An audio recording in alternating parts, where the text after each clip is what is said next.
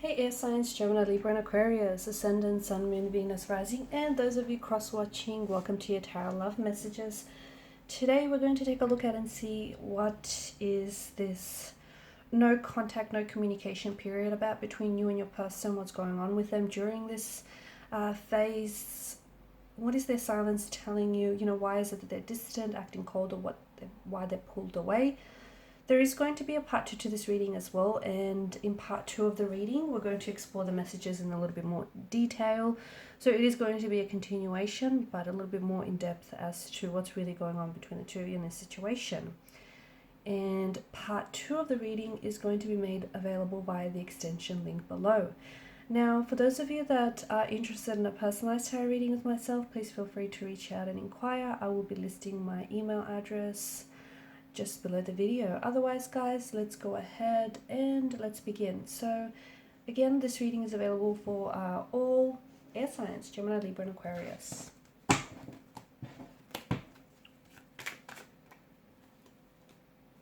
Okay, this card sort of flipped over.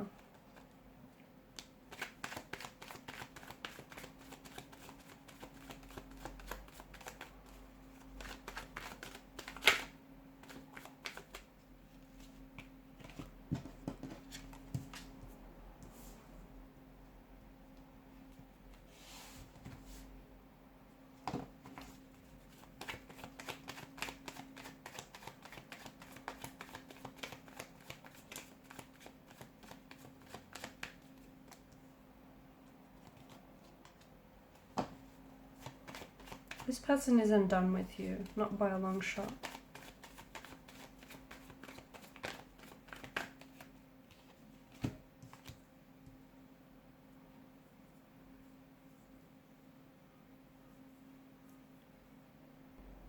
Okay, this person is... If the two of you have had a breakup, a fight, or a separation, some sort of conflict, okay, the last time that you guys have spoke, it feels like this person is unable to move on from the situation, either they're not able to move on from the conflict, from what was said or what happened here between the two of you, or they're holding on to your energy and they're not able to release you and let you go. And notice with the Four of Pentacles and the Four of Pentacles imagery, notice the way that he's clutching onto the pentacles, onto the coins so tightly. In fact, he's restrained from acting. He's restrained from doing anything because he is holding on so tightly to his worldly possessions here. So this is what it feels like your person is doing. They're holding on to you.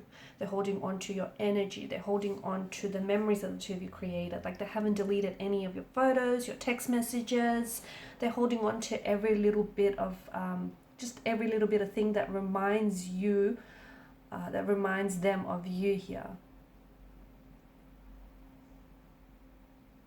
They're still invested. It feels like your person is still invested. And even though they're not communicating, or even though they're not talking here, it does feel like they're a little bit bitter. Let me tell you that. It feels like they're hurt, they're wounded, but they're also they could be very immature here, as in, this person is going through some emotions, but instead of talking to you about it, it feels like they're kind of taking the time to either indulge in a pity narrative, or just, pull themselves away and sulk. So it feels like with this kind of energy, I'm just seeing that this person feels like it's like a very clingy and a very suffocating kind of energy, and it feels like this person is holding on to you. Okay, this is why I don't see this being over, not just yet, not the way that this person is holding on to you. There's also something you've gifted this person. It's like a little, I don't know if it's like cufflinks or it's like a ring or some sort of jewelry or something small. It's something small that they're able to hold in the palm of their hands. This is something that they treasure and cherish, okay? This is something that I feel like this person wears often, and they do so in order to feel, closely connected to you. I'm also seeing that with this person, there's a lot of likely issues of insecurity and fear being involved here. And if this person doesn't take the time to untangle some of these issues, then it could very well sabotage or jeopardize this connection here. They're holding on to some sort of... Okay, I'm getting the message they're holding on to an ex, which I think you represent the ex here, because I think for a lot of you there's been some sort of conflict, there's been some sort of turmoil, turbulency, a disconnection, a breakup, a separation, some sort of argument, disagreement. You know, things got a little bit loud here, things got a little bit uncomfortable, and it feels like this person is still holding on to an ex, so the ex returning into their life, or they're holding on to a grudge, and that's interesting. It would make sense if they're still holding on to a grudge as well, because I see there being an insecurity in their energy. I see them being very jealous and very bitter as well.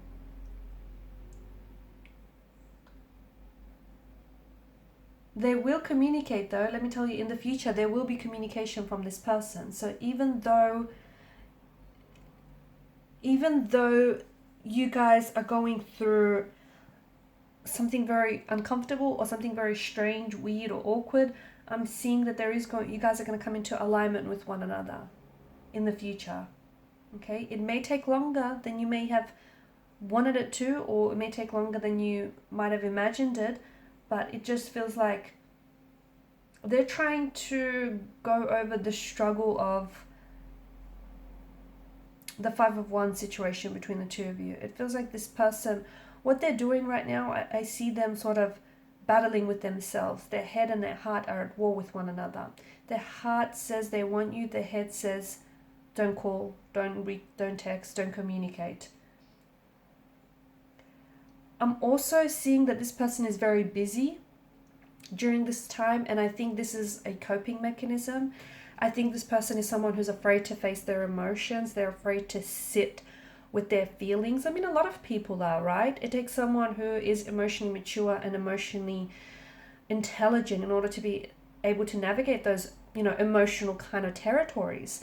But I see that this person needs to sit down. They need to confront their emotions. They need to sit with their insecurities. They need to untangle some of the knots on their insecurities, because if they don't, it's going to continue to affect your relationship with them, and also all future relationships as well. And perhaps even it might extend beyond romantic relationships. So they need to do some work on themselves. But I feel like their way of, instead of dealing with what's really the issue here, why they're feeling so jealous, insecure, so bitter over you and over what's happened here, they've instead thrown themselves into this very busy, hectic schedule. So they may be taking on more hours at work, they may have taken another job, and this is avoidance. This is what that is. They're avoiding dealing with their feelings. So yeah, this person, anxious, avoidant.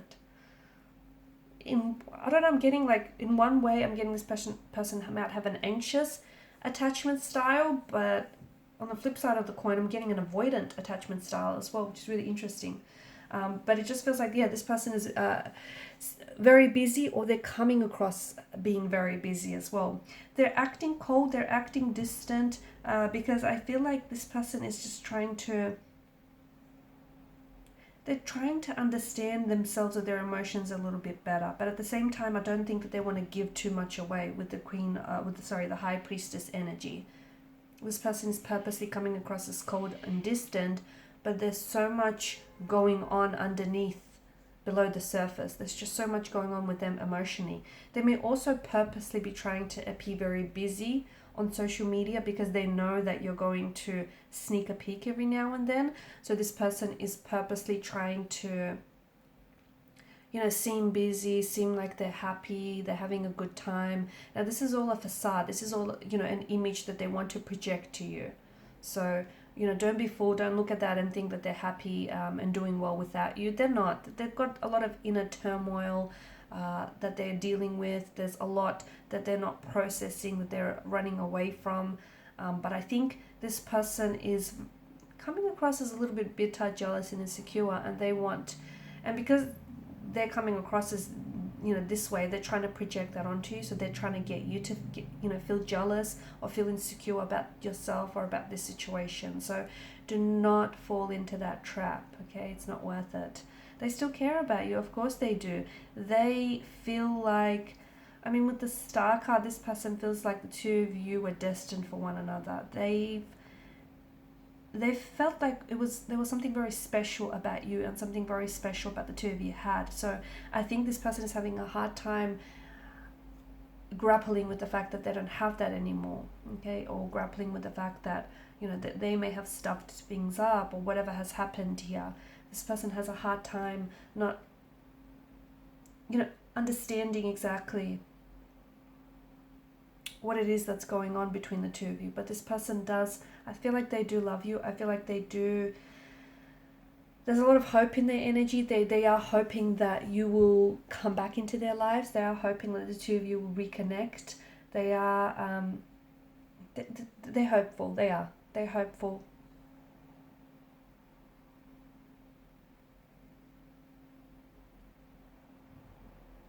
They're holding back though. They still very much feel connected to you. And like I've mentioned, there's some photos, or it could be like a photo frame. I don't know, it's something small. And they hold on to this because there's a sense of hope. It instills a hope in them that the two of you will come back together, that the two of you will work through, you know, this. They feel like you've represented such an important time in their life because they've crossed paths with you, and they feel like you were a blessing, and they felt like you've helped them with so much personal growth and development. They also feel like this person is an optimist, let me tell you, and they feel like anything is possible, and their heart is full of hope. Their heart is full of hope that the two of you will work it out. Even if they are being immature or acting insecure, they're still optimistic. There's still room for optimism in their energy. They still feel as though, you know, the two of you, there's a magic about you. There's a magic about what the two of you have had, and they want to recreate that. They're kind of waiting for you. Are they waiting for you to make a move? I'm not sure. They're waiting for you.